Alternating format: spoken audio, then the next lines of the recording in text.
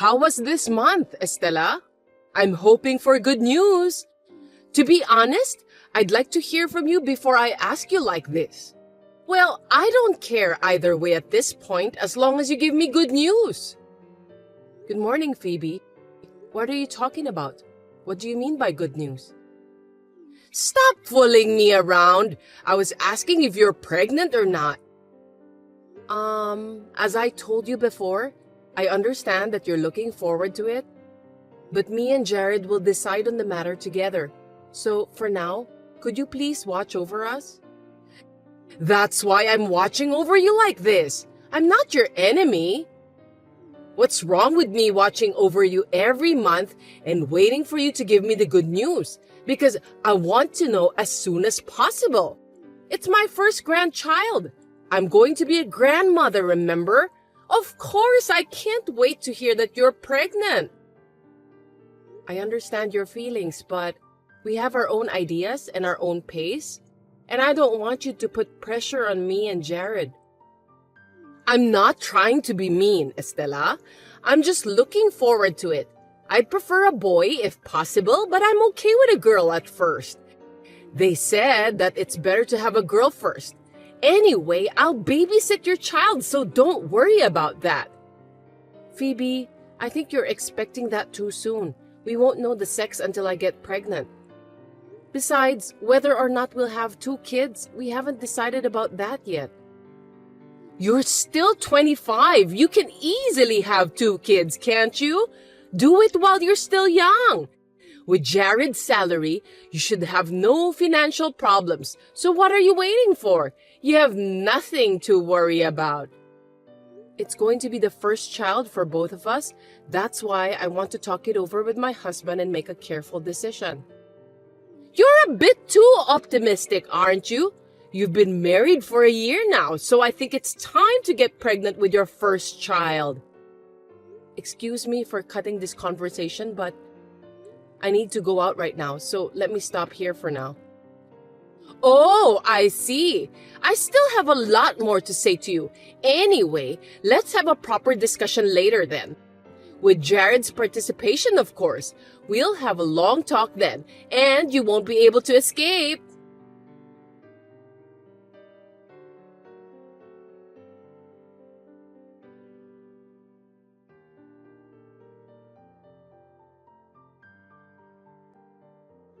Oh my! What are you going to do with such passivity? Now that you're married, you have to be more proactive. You were trying to surprise me, weren't you? If so, it was a big success. But if you're pregnant, you better tell me. What? No, I don't have any good news for you yet. Oh my God! Our neighbor, Miss Adams, saw you go into the obstetrics and gynecology clinic. Don't hide it. Tell me, you're pregnant, aren't you? Well, obstetrics and gynecology is a place for non-pregnant women as well. I hate to say it, but that's a misunderstanding. I don't want you to make assumptions based on eyewitness information alone. What? Then what is it? I'm sorry, I'll switch with Jared. Estela, I'm not finished talking with you. Say it from your mouth. Mother, it's me, Jared. Estela and I were just having an important conversation. Don't worry, she's sitting next to me. But since you're being so forceful, it seemed better if I spoke first, so we switched. Oh no, something serious? I'm getting nervous here. Actually, we're in the middle of fertility treatment. Oh, really? I didn't know that. So that means Estela is infertile. Oh my God, that's terrible. Why did you marry such a person, Jared? What should we do then? Oh, now I finally understood the situation. That's why Estela only responded negatively whenever I mentioned about pregnancy. Surely it's not a good conversation topic for her. Enough is enough. This is such a waste of time. I don't want to wait any longer. Why don't you two just get a divorce? Don't be hasty. We're still in the middle of a conversation. Estela isn't the one who's infertile. Me too. Did I make myself clear to you, Mother? Let me say it once again. I'm also infertile. What? You too? No way! I'm supposed to have given birth to a perfect son.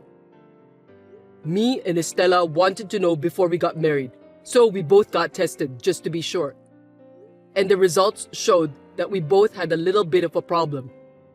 Well, we were told that fertility treatments would help, so we're working on it. I didn't know anything about that. Since when? When will you two get better? I don't want you to worry. If I told you, you'd be all over me, wouldn't you, Mom? I decided to give it a go for 2 years, and if I don't see any results, I'll let you know. But Estella was asking me for advice on various things. She confided in me that she was having a hard time emotionally because you kept asking her about the pregnancy. I realized that not talking to you as early as possible was counterproductive. I was going to go over there tomorrow after work and explain everything to you, but as you can see, you're putting pressure on my wife again, so... It's hard to believe that you're infertile too! It's true. I'm getting proper treatment now. I just want you to shut up for a while and let us go at our own pace. Will you watch over us? The longer I watch over you, the older Estella will get. I still think it would be faster to get a divorce. What? Why? It's a matter of probability. It can't be helped that you're infertile. You'd better remarry a woman who isn't infertile then. Even if you're going to continue fertility treatment, I think it would be better to get married to a fertile woman. I think the chance of that woman to get pregnant will be much better than Estella. Leave it to me. I can introduce you to a young girl. I just need to have that girl take a fertility test first. Mom. Jared, you should do that. Don't let your feelings take over your rational mind. You need to think about the future. Are you serious? Do you even know what you're saying? Of course I do. I'm serious. My grandchildren is the top priority. I want to hold my grandchild in my arms as soon as possible. Do you understand me? I understand. Well, that's good. That's my son. You're so smart.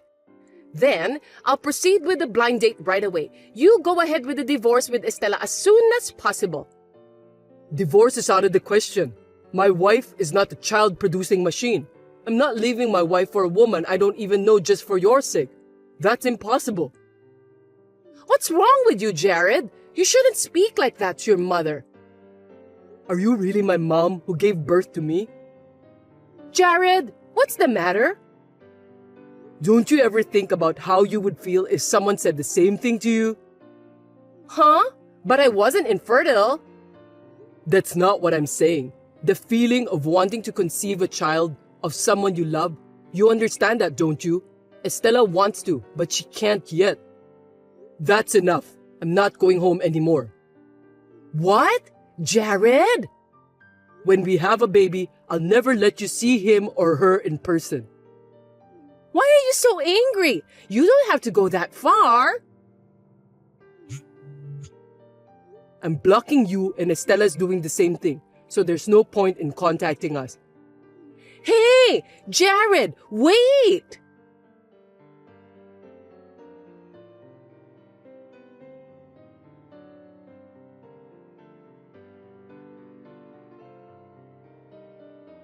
When my husband reported this incident to his father, he was very angry and scolded Phoebe for her lack of delicacy.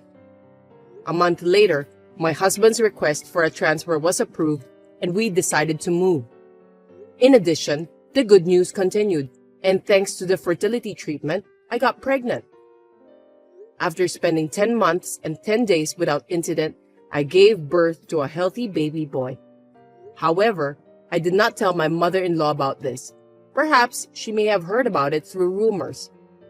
Apparently, she has a knot in her head that she thinks that as long as she has a grandson, she can go back to her former relationship. My father-in-law kindly suggested to keep it as a secret because it seems that my mother-in-law doesn't understand that she is the main cause of the problem. My father-in-law sometimes sneaks out to the baby, though it is an hour-and-a-half drive from his house. It will be a little while before my mother-in-law will be able to hold her grandchild in her arms.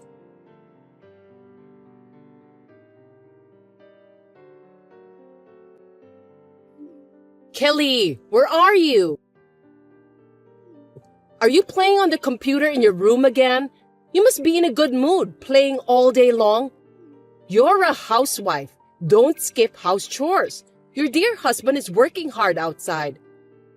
Oh, Lavender, I'm not playing games. I'm not at home today. What? Don't tell me you used the spare key to get in again. It's terrible to enter an unattended house without permission. Eddie should have taken that key away from you. How did you get in? It's easy. I just made another key. When did you do that? Even so, I don't think you're allowed to do that. That's not a big problem. It doesn't matter. What on earth are you doing out on a weekday afternoon? You're hiding something, aren't you? You're not having an affair, are you? There's nothing but suspicion. Of course I'm not having an affair. Looks like you've been watching too much drama, Lavender. I'm sorry, but I can't keep texting you.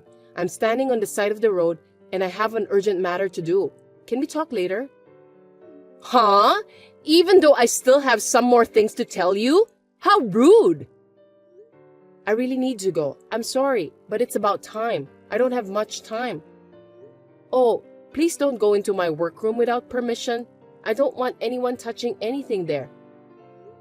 It's locked, but just in case, you could pry it open. Wait, Kelly! I still need to talk to you. Excuse me, Lavender. I'll see you later.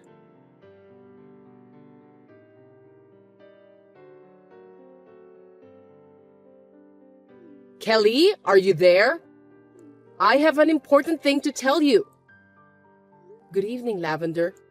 What is it this time? You're so impatient, aren't you? I'll get straight to the point. From today on, you're going to live with me. No excuses. You have no choice. What? Why so sudden? You can't just decide something like that on your own. You can't hide it from me. I know. You've been told at the hospital that you're dying, haven't you? I heard about that. What? Me? Dying? Where did you get that from? I heard you have 3 months to live. Poor unfortunate girl. You know your own life expectancy and yet you got married to my son? It's totally a scam. It's against the common sense. You should have told us before getting married to my son. Looks like my son got married to a woman with a time bomb. Where in the world did you hear about that? You can't fool me. You were at the hospital yesterday. Oh, yes. I just went to visit a friend in the hospital. You're lying. Do you have any friends? You are such an outrageous wife. I'd really like my son to divorce you right now, but it wouldn't be right for the world to see me kicking out my son's wife who's been told that she's dying.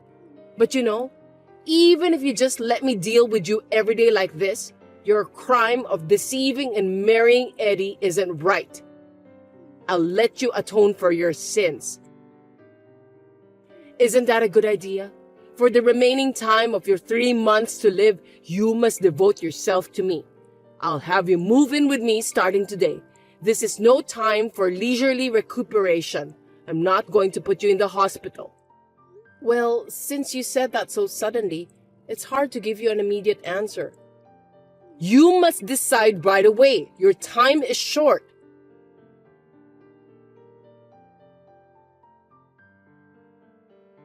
Eddie, are you still at work? Do you have a minute? I'm in a bit of trouble. Hey, what's up? I don't understand how it happened, but your mother has been saying some strange things to me. What? Somehow, I have a bad feeling about this. Are you okay? Don't be surprised of what I'm gonna tell you now, okay? She told me that I have only 3 months to live. And in order to devote the 3 months I have left, she's asked me to move in with her and take care of her starting today. Huh? I don't think this is something funny. What do you mean by moving in with my mother and taking care of her? Kelly, you just had your health check last month and was told that you are super healthy. I don't think a person as healthy as you has only 3 months to live. It's just like that. Funny, isn't it? Becoming some sort of slave for your mother for 3 months? It doesn't make any sense at all. Oh, could it be that thing? Yes, I was thinking about the same thing. Maybe that's it. Maybe she came into our house without my permission again and was listening to that while I was in my workroom. I see. Trespassing again, and now she's being paranoid. Oh, gosh. So, what should we do? Do we have to execute that plan? I think it's the right time to execute that plan since we're well prepared. Well then, looks like the mission has started. Roger, see you later then.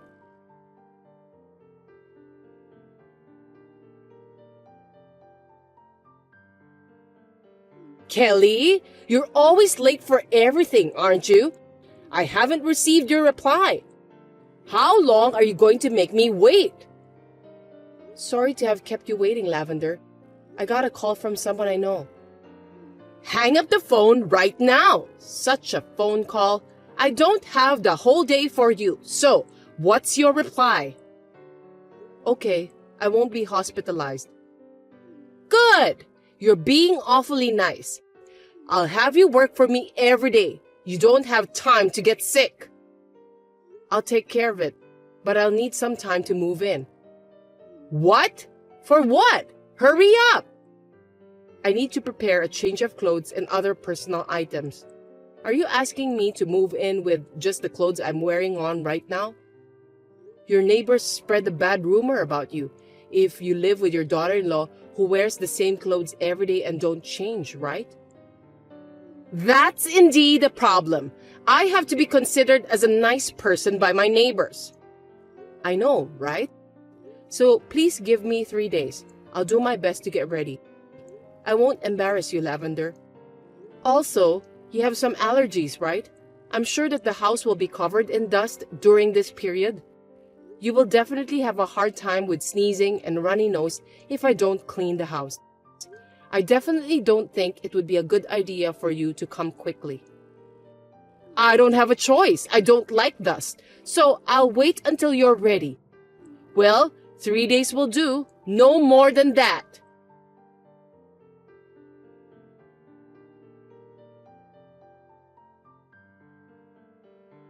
Kelly, today's the 3rd day. I'm sure you're ready to go. You should be the one who need to let me know about this before I send you this message. It's already evening, so get your ass over here. Stalling for time won't help. I've left a lot of chores for you to do. If you don't come soon, you'll just get busier. There's a lot of trash all over the house. I'm leaving it all out so that you can have a rewarding time cleaning them. I need you to clean the bathroom, and I need you to wipe the windows and then clean the front door. Cleaning front door and the bathroom are the basic chores.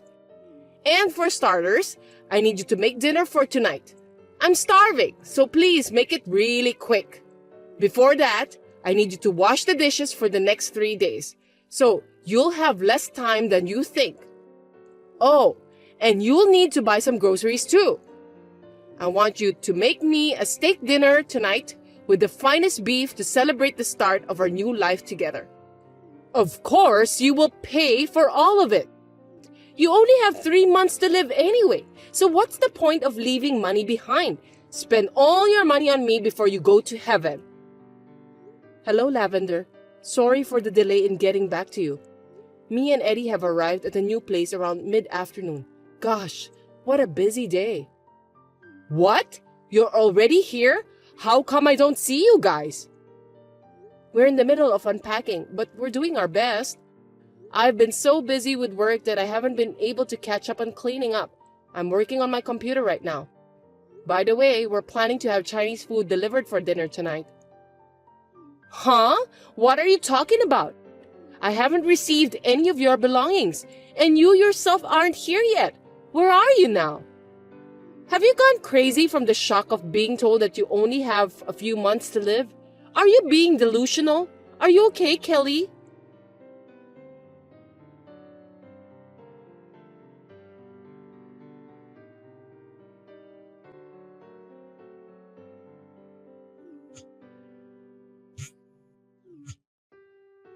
Kelly!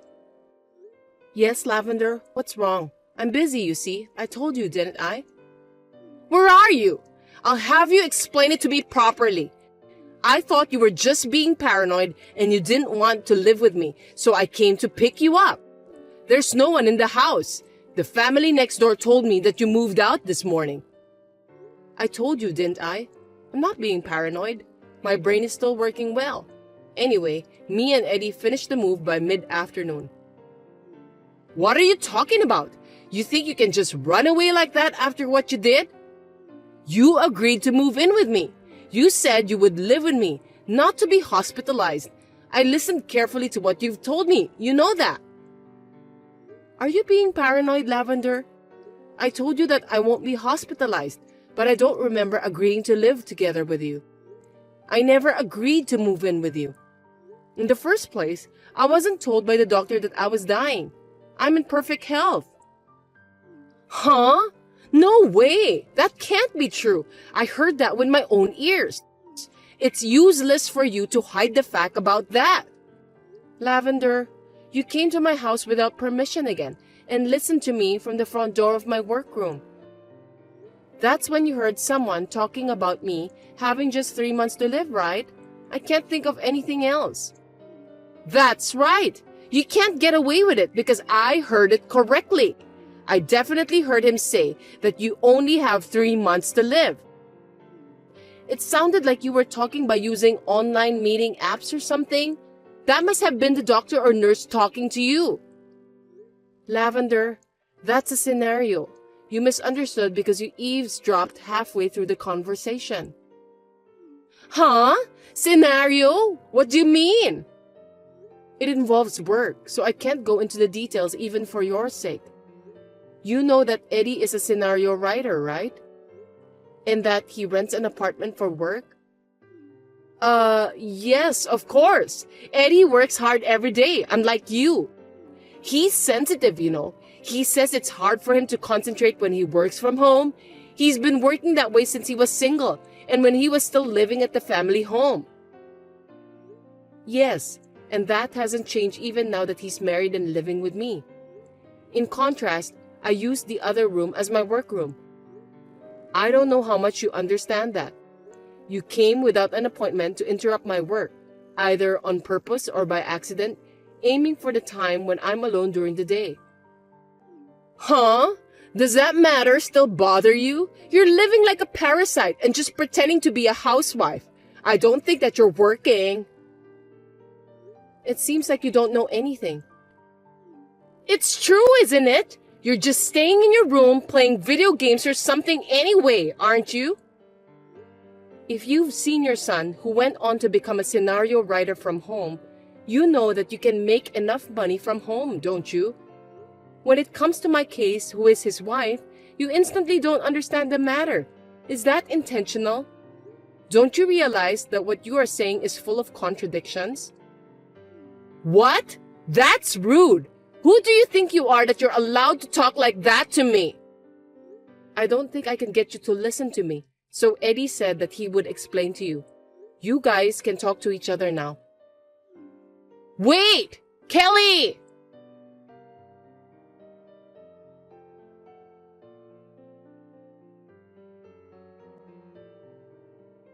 Hi, Mom. I'll take over from here, so listen carefully. Eddie, explain to me in detail so I can understand. What on earth is going on? Kelly, who was supposed to have only 3 months to live, is actually in good health. Well, she certainly looks healthy, doesn't she? But I definitely heard the voice saying about her life expectancy from her room, and it sounded so serious. Kelly told me earlier that you were eavesdropping. That was the scenario I wrote. Huh? I wrote the scenario about a woman who only has 3 months to live. It was well written, right? After that, the voice actors record the voice over based on the scenario, and then the video editing process begins. Kelly is the one doing that work. It's quite a tough job, you know. Well, I don't know if it's difficult for you to understand, but there's a job called video editing, and that's Kelly's job. Maybe you were eavesdropping on the explicit part where she was watching the video to make sure that everything is in good order. You mistakenly thought it was Kelly who was told about her life expectancy. If you had checked on the spot, this wouldn't have happened. What did you say? That's why, Mom. We're going to cut ties with you to protect our lives. Cut ties with me? Why are you suddenly talking like that? I haven't done anything wrong, have I? It's not so sudden for me. You know why I didn't work in my room at home when I was single? You said it was because you couldn't concentrate at home since you're sensitive, right? I was being nice not to tell you, but the truth is that I couldn't concentrate because you would get in my way. What? Me? No way, Mom, no matter how much I say I'm working, you kept coming to my room and talk to me. When I'm writing a scenario, any noise interferes with my work. I can't tell you how many times I've lost my concentration because of you, Mom. If I lose my concentration every single time, I get extra tired and I can't write anything good. It interferes with my work. So I solved the problem by renting an apartment for work and commuting there. I got used to this style, so even after I got married, I selfishly asked Kelly to let me go to the apartment and do my writing as usual. Now you are interrupting Kelly while she's working at home. Do you know how stressful that is? Well, I thought she was just a housewife. I explained about Kelly's job to you before we got married, right? I don't think you understood me well enough. I just thought she quit when you two got married, because that's what people usually do, right? I have to ask her to prioritize the house chores. I told you she'll continue working even after marriage, and she doesn't need to prioritize the house chores. And you're clearly bullying my wife. Even if you misunderstood that she only had a few months to live, you're giving her a hard time. Well, that's not true. It's a misunderstanding. I mean, a mistake. Anyway, I'm disappointed at you for hurting someone I care about. Besides, you're messing up our lives and our business. So please stay out of our lives. I don't want you messing up our lives anymore. No! Wait! Listen to me, Eddie. Then what am I supposed to do now? I'm already divorced from your father. Are you going to abandon your mother, who has to live alone at home? You don't have to live alone. If you're lonely in the future, I can help you to enter a nursery home, or at least help you with the paperwork. Are you kidding me? If you don't want to live with strangers, you could always go back to the countryside where your uncle or aunt lives. You're still young enough to work, and if you don't like my suggestion, you can handle everything by yourself. I can't take care of you anymore. I'm sorry, but I don't want to do either of those things. And don't call me pretending that it's urgent, okay? If you have to, go through your aunt or uncle. Well, I'm going to cut ties with you, so I'll never see you again. You have to be strong on your own. No! Please don't do that to me! I don't want that! Eddie, don't leave me alone! Farewell, Mom.